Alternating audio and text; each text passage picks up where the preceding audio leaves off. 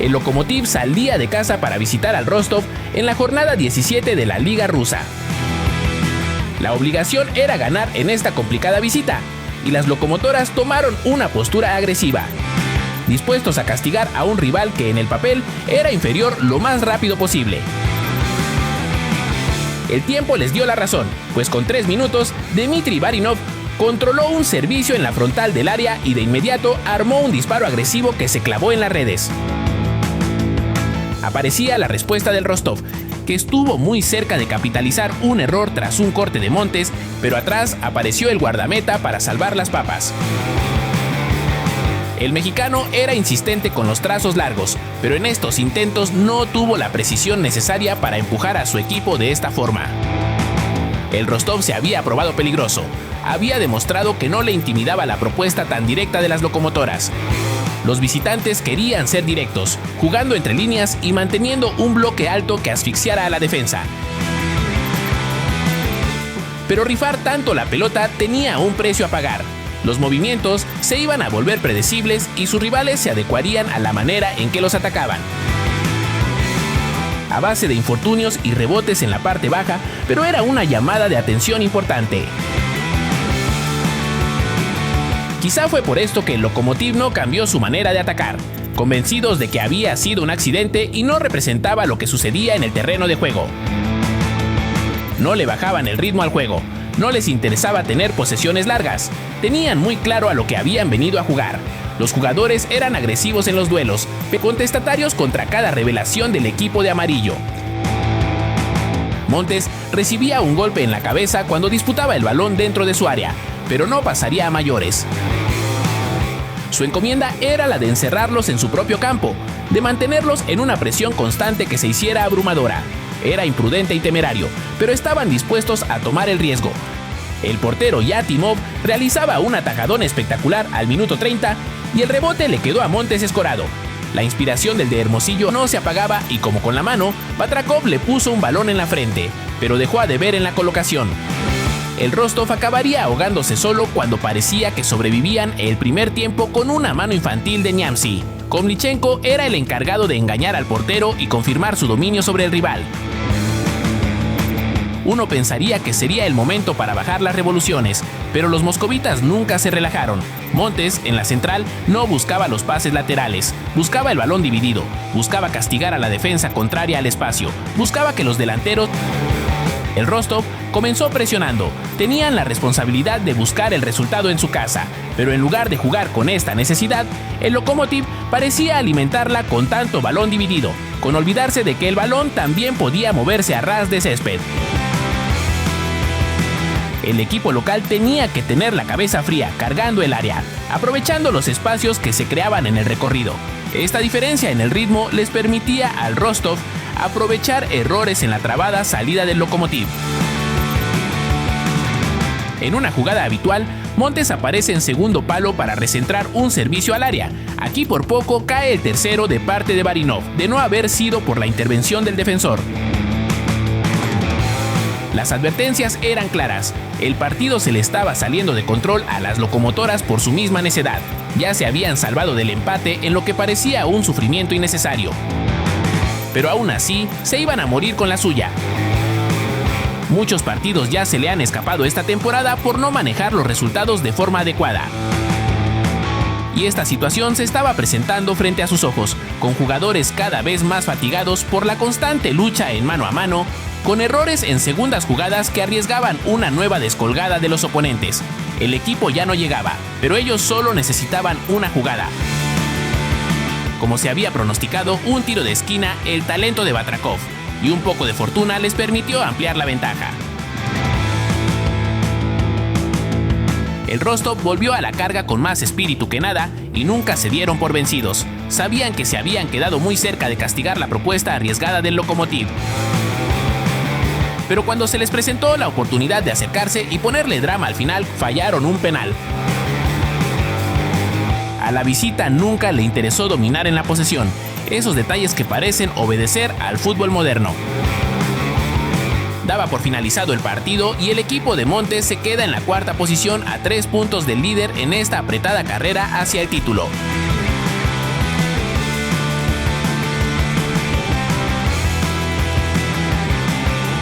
llegaba el partido que paralizaba a Turquía, una nueva edición del Kılıçdaroğlu Derby. Separados por un solo punto, Galatasaray primero y Fenerbahçe segundo de la tabla se encontraban en un momento decisivo de la temporada, donde cualquier error podía reconfigurar el panorama del campeonato. Edson Álvarez no se perdía este encuentro de la jornada 14 como el pivote del equipo. No era un secreto, una rivalidad tan añeja y con tanta historia no se iba a jugar a medio gas. Edson, consciente de la exigencia, ejecutaba un juego más pragmático, inclinándose a trazos largos y pases simples para evitar riesgos innecesarios. Cuando se trataba de contener el avance del Galatasaray, era el primer jugador que aparecía para morder, ubicándose entre la defensa y el medio campo. Su oficio destacaba sin necesidad de adornos, las entradas eran duras, ni un segundo se jugaba a baja intensidad. Ninguno de los dos lograba hilvanar una secuencia larga sin sentir el aliento del rival en la nuca. Sobre la media hora, Sané se quitó a Edson en la frontal con un movimiento seco hacia afuera y luego hacia adentro, abriendo el cañón para intentar silenciar el Shukru Saracoğlu. El estadio contuvo el aliento. Un objeto lanzado desde la grada impactó en un jugador visitante, provocando una pausa cargada de tensión creciente. Los locales buscaron conexiones cortas, nuevas rutas entre líneas que devolvieran fluidez a su armado, pero nada era sencillo. Edson tenía que decidir a qué duelo llegar, a quién seguir, cuándo presionar y cuándo sostener su posición, siempre con 3 o 4 rivales de enorme jerarquía rondando su zona. El Galatasaray buscaba alargar la cancha con latigazos a sus delanteros, pero eran los canarios quienes se quedaban cerca del empate con este centro al área. Edson no conseguía conectar y Asensio llegaba muy forzado para cerrar la pinza. No era un partido vistoso, era un partido apretado, con pocos espacios donde las individualidades brillaban. Tiro de esquina y Álvarez no pudo levantarse para conectar la pelota. Skriniar mantenía viva la jugada pero con el brazo. Y aunque la jugada siguió y a la postre se iba a convertir en el gol del empate, el VAR hacía su trabajo y lo echaba para atrás. El oriundo de Tlalnepantla era el elemento que el Fenerbahçe necesitaba para equilibrar el juego, pudiendo desplegarse al ataque en la mayoría de las jugadas, sabiendo que tenían un buen cerrojo en la parte baja. Si bien no iba a ser infalible, le ahorraría mucho trabajo a los centrales, formando un aparato defensivo sólido y solidario. Tras el merecido descanso en los vestidores, el Fenerbahçe sabía que tenía que subir una marcha más en su juego. Edson, que apenas pudo involucrarse en la circulación, tenía el plato lleno manteniendo a raya a Osimhen, Yilmaz y Sané, y no podía relajarse por un minuto con jugadores de esa talla. Se ideaban variaciones para mantener a su acérrimo rival en nivel de alerta, que por varios momentos tenía que replegarse hasta su área, invitando el ataque del Fenerbahçe. Los errores podían costar muy caro, y aunque Osimhen se precipitaba con su disparo, no le podía regalar metros a un delantero de su talla. Aún no se sabía si había un dominador, no entre dos equipos con tanto oficio y talento en sus plantillas. Ningún jugador dejó de correr sobre el terreno de juego. Y cuando el Fenerbahçe pensaba que estaba cerca del gol, aparecían nuevas llegadas del Galatasaray que pusieron bastante preocupación en el arco que defendía Ederson. Edson se multiplicaba, apareciendo en diferentes puntos del campo, ofreciendo apoyo en la defensa o en la circulación. También comenzaba a hacer rupturas hacia adelante, dispuesto a dejar su rol de contención y comenzar a cargar el área con más elementos. Pocos duelos iba a perder gracias a su habitual espíritu combativo, mismo que lo ha representado desde su tiempo en el América, y que lo ha hecho un jugador importante en el país turco. El partido estaba más abierto, pero no por eso dejaba de ser peleado. Cada vez que algún jugador quería salirse del guión, de inmediato llegaban los jalones, los empujones, las cargas para frenarlo. El partido se enmarcaba dentro de esos duelos clásicos que no destacan por su belleza, sino por su crudeza. Pocas ideas claras, pero toneladas de tensión.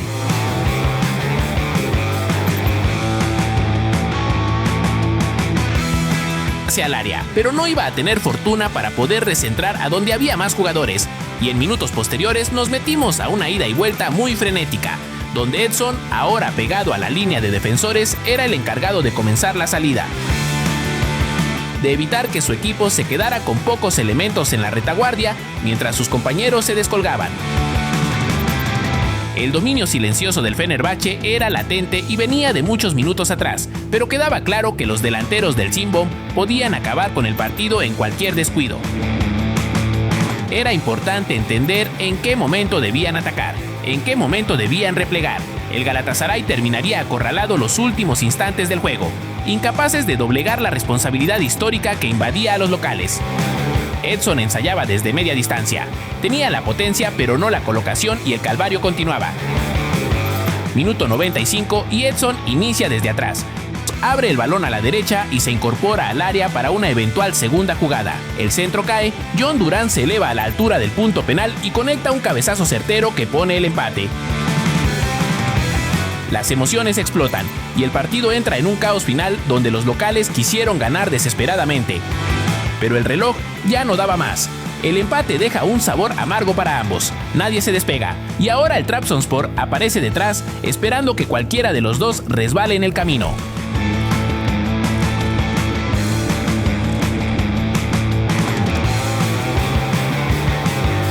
En el Luigi Ferraris, el Genoa se enfrentaba a uno de los dos equipos sin victorias en lo que va del torneo, el Hellas Verona.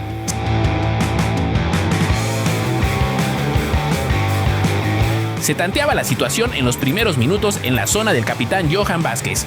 La sensación era que el Genoa tenía que aprovechar la localía, sacar puntos de su casa contra un rival de un nivel similar.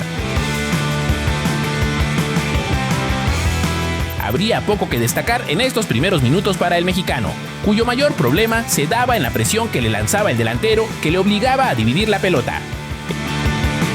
Esto propició una pérdida y un tiro libre directo en las afueras del área, mismo que desviaba el mexicano con la cabeza. Vázquez cambiaba de marcha y conducía el balón más allá del medio campo, pero tenía que ser cuidadoso en estos despliegues, sobre todo porque el Verona buscaba desatenciones como esta para desplegarse. Aunque el Genoa tenía más porcentaje de posesión, no estaba imponiendo condiciones en el terreno de juego. Esto le abría la puerta al Hellas, cuyo plan de juego era cazar errores en las posesiones largas del Genoa, como cuando Mosquera roba un balón por la izquierda y el rechace del portero lo aprovechaba Belgali para mover el marcador. No era una buena señal para los locales, que en los siguientes minutos tenían que sacudirse el polvo y hacerse del partido no solamente a través de la posesión, sino a través de una actitud más agresiva.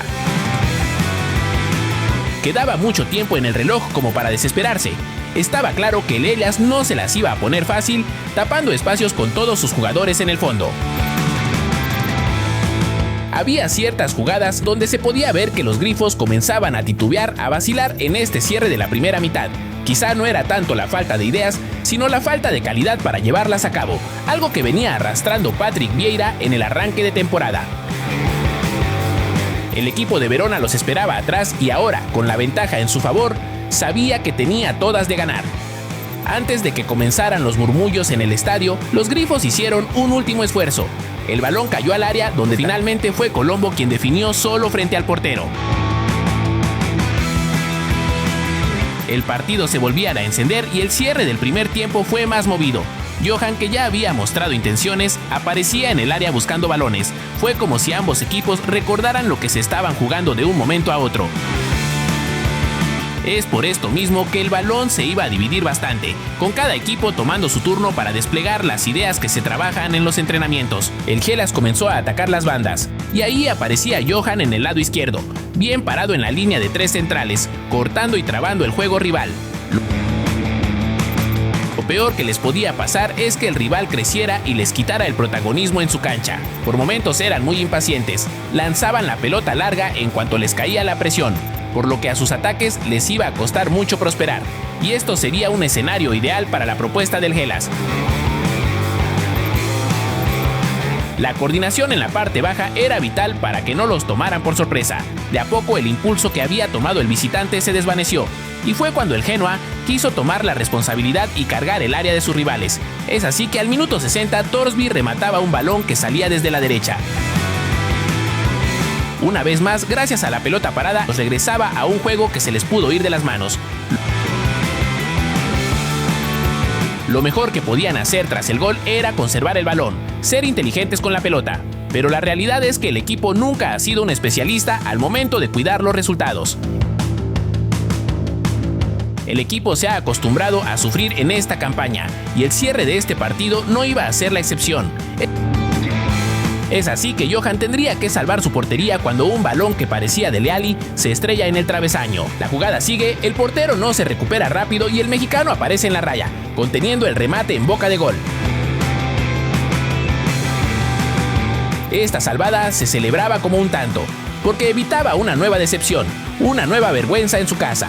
El equipo no ha sido vistoso, no era un juego lindo, pero esta victoria les alcanza para salir del fondo de la tabla. Ahora dormirá en la posición 16.